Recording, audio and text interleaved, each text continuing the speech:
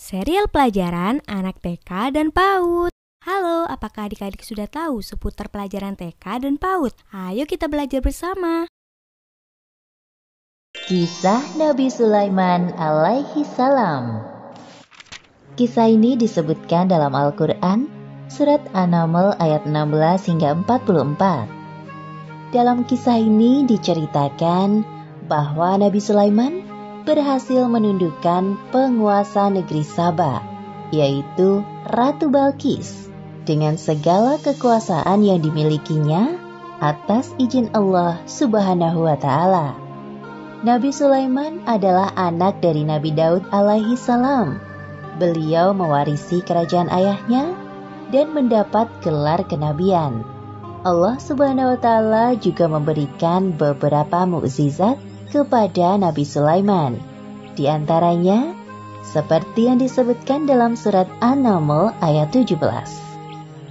Dan untuk Sulaiman dikumpulkan bala tentaranya dari jin, manusia, dan burung. Lalu mereka berbaris dengan tertib. Pada suatu hari, Nabi Sulaiman dan bala tentaranya melakukan perjalanan.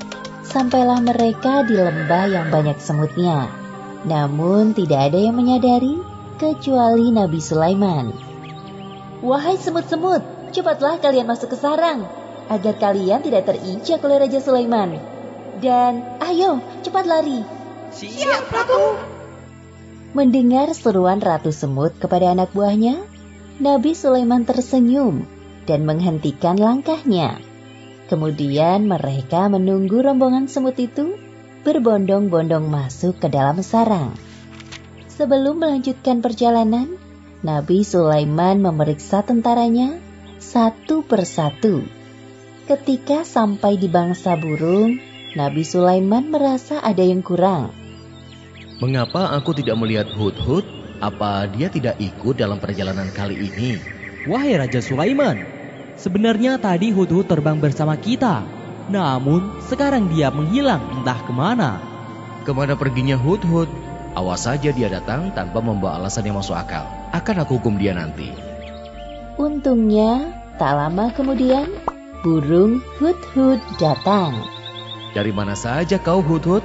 "Maafkan hamba karena pergi tanpa izin, wahai Raja Sulaiman. Namun, sebelum menghukumku, sudikah engkau mendengar kabar dariku terlebih dahulu? Mungkin engkau belum pernah mengetahui tentang ini." "Perihal apa itu, wahai Hudhud?" "Jadi, sebenarnya di tengah perjalanan tadi, hamba tertinggal dari rombongan. Terbang berputar-putar sampai akhirnya terdampar di suatu negeri bernama Saba. Negeri itu dipimpin oleh seorang perempuan. Namun sayangnya, hamba melihat ratu dan kaumnya sedang menyembah matahari, bukan Allah Subhanahu wa Ta'ala." "Apakah perkataanmu ini dapat aku percaya? Kau tidak sedang mencari-cari alasan agar lolos dari hukumanku, bukan?" "Wahai Raja Sulaiman, mana berani hamba berbohong kepadamu." Nabi Sulaiman mulai berpikir tentang kebenaran kabar yang dibawa oleh burung Hudhud. Kemudian beliau menulis sebuah surat. "Kalau begitu, aku ingin kau melakukan satu hal. Pergilah ke negeri Saba dan bawalah surat ini. Jatuhkan tepat di depan ratu kerajaan Saba, lalu bersembunyilah untuk mengintai keadaan. Aku tunggu laporan darimu di istana." "Siap, laksanakan perintah." Terbanglah burung Hudhud ke negeri Saba dengan membawa surat Nabi Sulaiman. Sesampainya di kerajaan Saba, burung Hudhud terbang ke dalam istana dan menjatuhkan surat di depan singgasana Ratu Balqis. "Hah? Sebuah surat? Dari siapa ini?" Sebelum pergi, burung Hudhud memberi hormat kepada Ratu. Ratu Balqis tercengang melihat seekor burung yang sopan seperti Hudhud. Sepertinya surat yang dibawa burung itu dari orang yang hebat. Apa ya isinya? Ratu Balqis penasaran dan langsung membaca isinya. Ternyata surat tersebut dari Raja Sulaiman. "Dengan menyebut nama Allah yang Maha Pengasih lagi Maha Penyayang, aku Sulaiman, utusan Allah. Aku mendengar bahwa ratu dan rakyat negeri Saba menyembah matahari. Sebagai utusan atau nabi Allah, aku ditugaskan untuk mengajak kalian menyembah Allah. Segeralah bertobat sebelum datang kemurkaan Allah atas perilaku kalian, atau aku akan menundukkan kerajaan Saba. Selesai membaca surat itu, Ratu Balkis mengumpulkan para penasehat kerajaannya. Wahai para penasehatku, aku mendapatkan surat dari raja bernama Sulaiman. Bacalah surat ini dan katakan pendapat kalian. Ratu Balkis memberikan surat dari Raja Sulaiman kepada para penasihatnya. Setelah membaca surat, raut wajah mereka tampak marah. Jadi, apa pendapat kalian mengenai isi surat ini? Sepertinya Raja Sulaiman mengajak kita untuk berperang. Kita jangan mau tunduk kepadanya. Jika kita tidak mau menuruti perintahnya, pasti dia akan memerangi kerajaan Saba. Namun jangan khawatir wahai Ratu, pasukan kita siap jika harus berperang melawannya. Yang hamba pernah dengar, beliau adalah seorang raja yang memiliki kekuasaan tidak terbatas. Manusia, jin, dan bangsa burung tunduk kepadanya. Semua keputusan kami serahkan kepadamu, wahai Ratu Balkis. Ratu Balkis mulai berpikir bagaimana cara menghadapi Raja Sulaiman. Ia tidak mau bertindak gegabah, apalagi musuhnya kali ini bukan orang sembarangan. Wahai penasehat, aku ada ide. Besok aku akan mengirimkan hadiah yang banyak dan mewah untuk Raja Sulaiman. Kita lihat tanggapannya. Siapa tahu beliau berubah pikiran. Keesokan harinya, utusan Ratu Balkis berangkat menuju istana Raja Sulaiman di Palestina sambil membawa hadiah yang banyak dan mewah. Sesampainya para utusan Ratu Balkis di hadapan Raja Sulaiman, Aku tidak perlu semua hadiah-hadiah ini. Apa yang Allah SWT berikan kepadaku lebih dari semua ini. Pulanglah kalian, katakan kepada Ratu Balkis, apabila dia dan rakyat Saba tidak mau menyembah Allah, maka aku dan bala tentaraku akan menghancurkan kalian. Baik, wahai Raja Sulaiman, akan kami sampaikan pesanmu kepada ratu kami. kedua utusan itu pulang ke negerinya dengan perasaan sedih dan takut. Mereka segera melaporkan apa yang terjadi dan pesan dari Raja Sulaiman. Kemudian, Ratu Balkis mencari cara lain untuk menghadapi Raja Sulaiman. Jika nekat berperang, jelas pasukannya akan kalah telak. Wahai para penasehatku, siapkan pengawal untukku. Aku harus turun tangan langsung kali ini untuk menemui Raja Sulaiman. Siap, wahai Ratu. Tak jauh dari istana, tampak burung hut-hut mendengar percakapan mereka.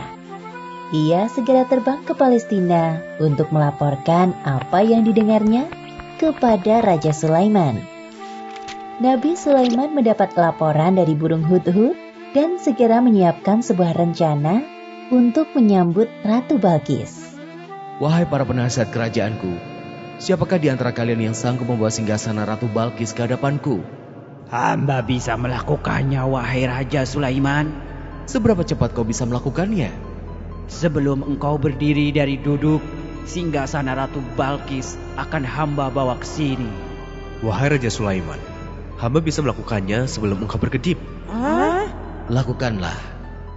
Seketika itu juga, singgasana Ratu Balkis hadir di hadapan Nabi Sulaiman. Subhanallah, Maha Suci Allah. Inilah karunia dari Allah untuk mengujiku. Apakah aku bersyukur atau malah mengingkari nikmatnya? Seperti yang disebutkan dalam Al-Quran, Surat An-Naml ayat 40. Barang siapa yang bersyukur, maka sesungguhnya dia bersyukur untuk kebaikan dirinya sendiri.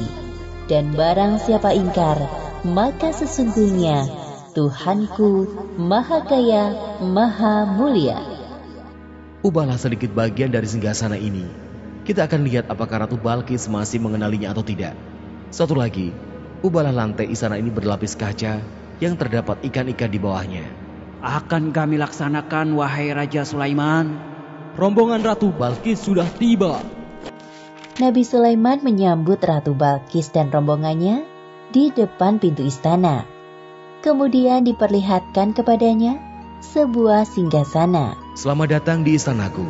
Wahai Ratu Balkis, silakan duduk terlebih dahulu. Ratu Balkis duduk di singgasana. Lalu, ia pun merasa ada yang aneh. Seperti inikah singgasanamu? Iya, ini sungguh persis dengan yang aku miliki. Tapi tidak mungkin. Tadi sebelum pergi, aku melihat singgasanaku masih ada pada tempatnya. Aku sedikit banyak mengetahui tentang kehebatanmu, wahai Nabi Sulaiman. Masuklah ke dalam istanaku, wahai Ratu. Ratu Balkis tak henti-hentinya mengagumi keindahan istana Raja Sulaiman. Lalu pandangannya tertuju pada lantai jernih seperti kolam ikan di tempatnya berpijak. Seketika itu ia mengangkat sedikit jubahnya. Wahai Ratu, tidak usah khawatir jubahmu akan basah. Itu hanya lantai yang terbuat dari batu berlapiskan kaca. Benar juga. Wah, semuanya ini sungguh indah sekali. Ratu Balkis benar-benar terpesona dengan keindahan dan kekuasaan yang dimiliki oleh Raja Sulaiman. Dalam hatinya ia merasa tidak ada apa-apanya dibandingkan Raja Sulaiman. Sesungguhnya, semua yang aku miliki adalah pemberian dari Tuhan pencipta alam semesta. Dialah Allah Subhanahu wa Ta'ala. Ya Allah, sungguh selama ini hamba telah berbuat zalim. Maafkan hamba. Mulai saat ini hamba berserah diri kepadamu, Tuhan pencipta alam semesta. Demikianlah akhir kisah Nabi Sulaiman alaihi salam. Beberapa pelajaran yang dapat kita ambil dari kisah ini, diantaranya, pertama, hendaknya kita bersikap rendah hati dengan segala kehebatan yang dimiliki, seperti sikap yang dicontohkan oleh Nabi Sulaiman. Kedua, bersikaplah lemah lembut kepada semua makhluk Allah. Dan ketiga, hendaknya kita selalu bersyukur atas karunia yang diberikan Allah dengan cara mengingatnya. Karena semua yang diberikan Allah kepada kita adalah titipan yang kelak akan dimintai pertanggungjawaban di akhirat. Wallahu a'lam bishawab.